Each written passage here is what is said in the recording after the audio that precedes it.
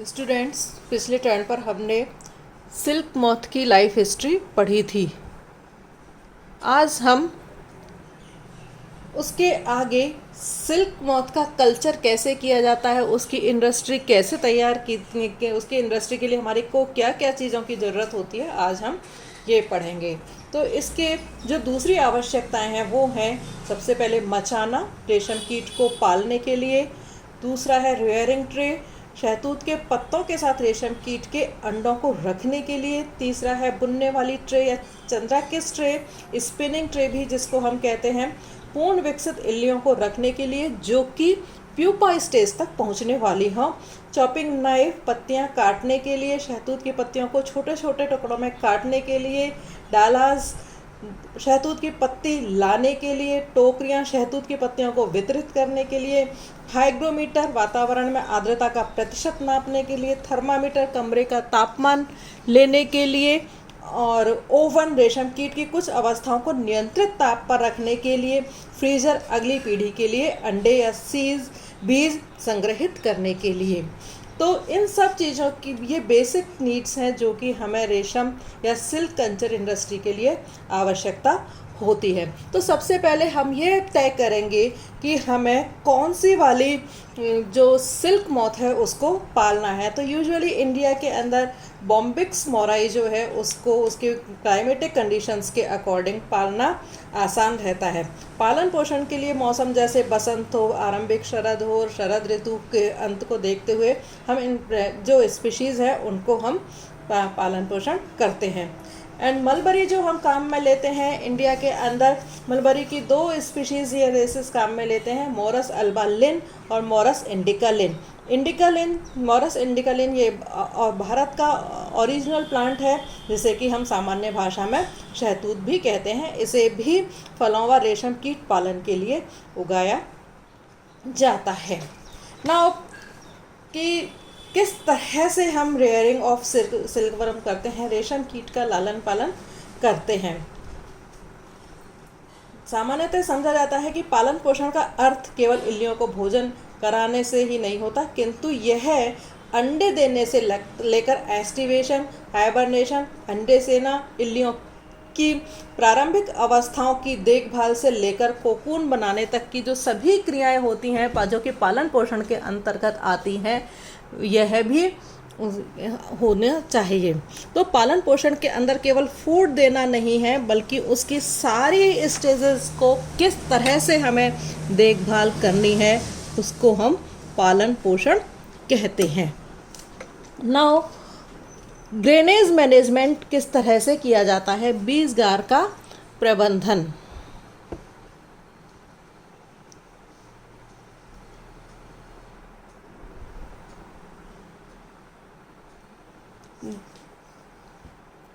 Drainage management के लिए या सेरीकल्चर करने वालों को सीड, एग और लार्वा उपलब्ध कराए जाते हैं। सेरीकल्चर करने वालों को मॉथ की लाइफ साइकिल की पूरी जानकारी होनी चाहिए।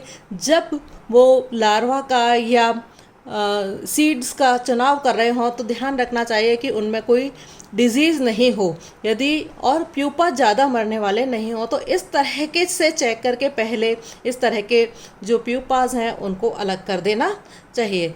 तो इसमें सबसे पहले मृत कोयों को अलग कर देना चाहिए। दूसरे ध्यान रखने की चीज़ है, कोयों को लिंग के अनुसार अलग करना चाहिए और किसी तरह की बीमारी जैसे कि पेब्रिन जैसी बीमारियां जो हैं वो इसके अंदर नहीं होना चाहिए। और फीमेल्स को इमरजेंसी के लिए अलग अलग रखना चाहिए। Now emergence of moth and fertilization किस तरह से इनके अंदर होता है, पहले भी अभी हमने नॉर्मल जब लाइफ साइकिल बताई थी तब हमने बताया था इमरजेंस और फर्टिलाइजेशन कैसे करना चाहिए।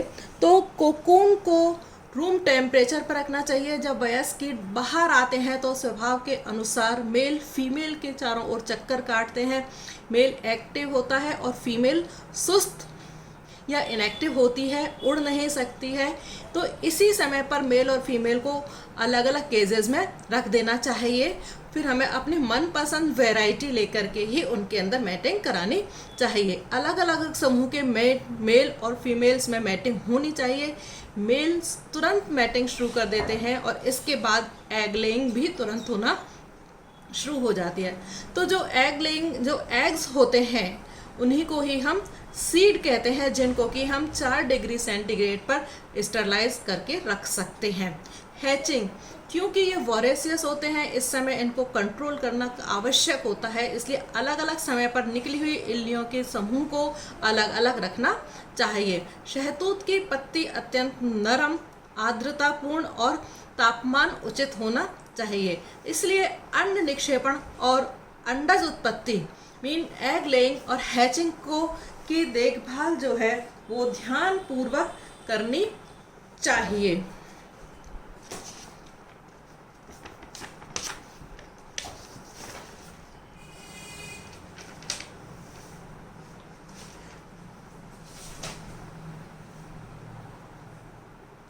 Supply of seeds and rearers and commercial rearing. Supply 2 forms में की जाती है।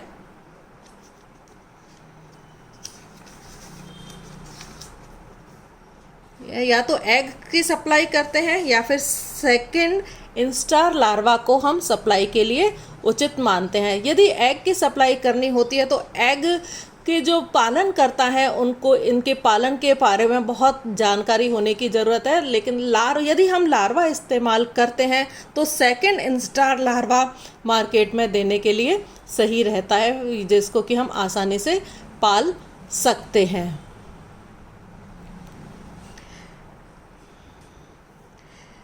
तो फर्स्ट एंड सेकंड लार्वा के लिए मुलायम और कटी हुई पत्तियां यूज़ में लेनी चाहिए, जबकि बड़े फोर्थ फिफ्थ और इंस्टार लार्वा के लिए हम पुरानी पत्तियां भी इनके काम में ले सकते हैं। इनकी ट्रे की सफाई जो है नियमित रूप से करना चाहिए।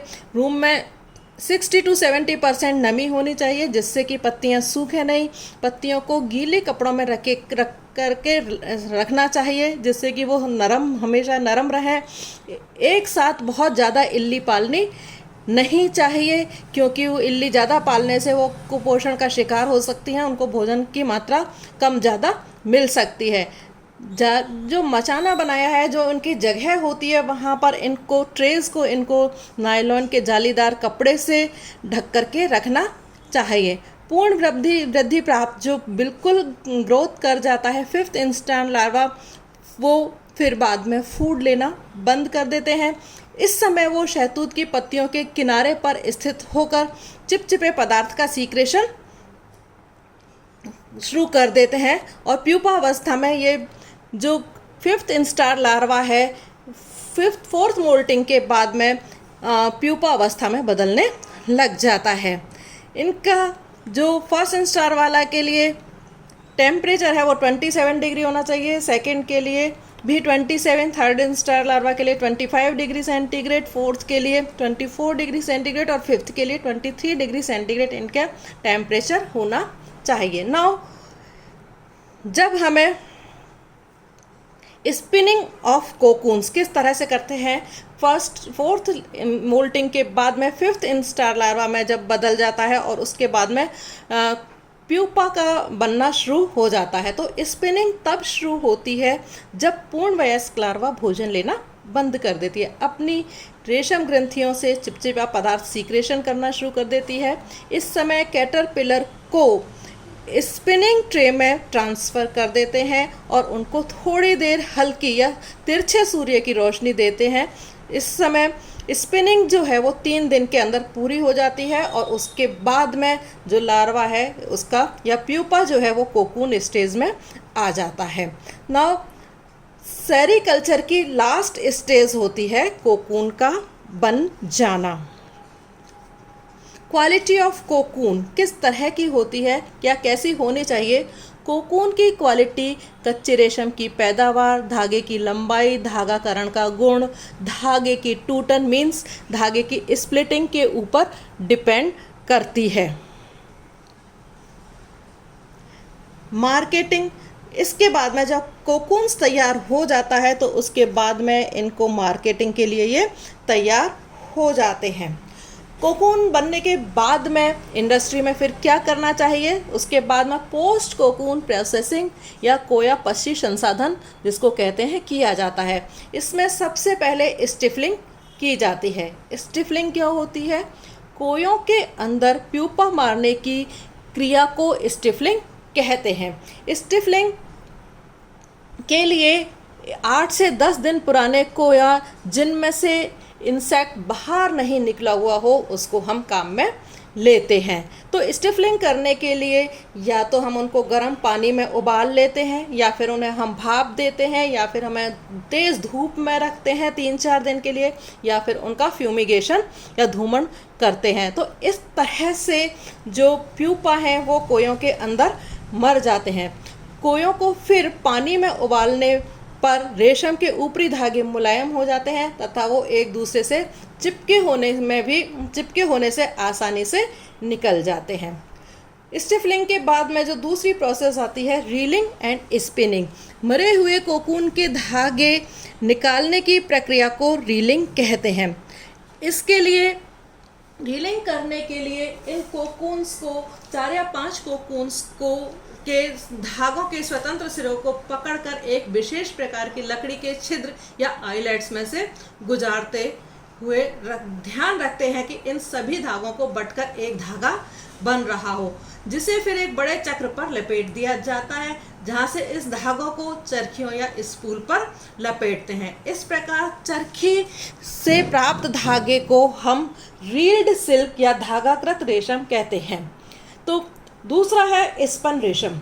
बेकार हुई बाहरी परत या क्षतिग्रस्त कोकून व धागों को अलग करके उन्हें पुनः अलग अलग बुन करके उनको धागे की तरह से बुन लेते हैं। तो क्षतिग्रस्त धागों को वापस से बुनने को हम जो रेशम हमें प्राप्त होता है उसको हम स्पन रेशम सिल्क या कतान रेशम उसको हम कहते हैं।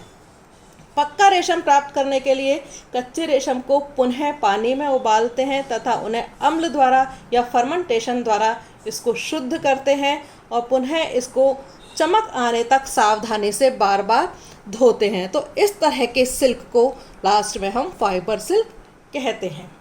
नाउ केमिकल कंपोजिशन क्या होता है? सिल्क का केमिकल कंपोजिशन, सिल्क ग्रंथियों से सीक्रेटेड पदार्थ में फाइब्रोनाइन की परत पाई जाती है। तो सिल्क 2 तरह की लेयर्स होती हैं, 2 तरह का पाया जाता है अंदर से।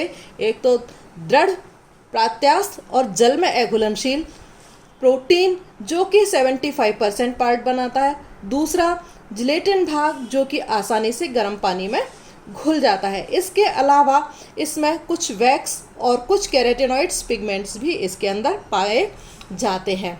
सिल्क के धागे का व्यास जो है वो 0.005 से लेकर के 0.0082 सेंटीमीटर तक होता है, जबकि इसकी इलास्टिसिटी जो है 20% तक इसके अंदर इलास्टिसिटी होती है। डिजीज़, सिल्क के अंदर कई तरह की डिजीज़ जो हैं वो हो सकती हैं, जैसे कि मैगट डिजीज़, ट्राइकोलाइगा सॉर्बिलेंस से मैगट डिजीज़ होती है। पेबेराइन डिजीज़ जो है वो प्रोटोजोआ नोसिमा बॉम्बिक्स से होती है। पॉलीहेड्रोसिस डिजीज़ जो है वो ग्रेसेरी जॉन्डिस वायरस के द्वारा होती है। फ्लैचेरी भी वायरस के द्वारा उत्पन्न डिजीज़ है।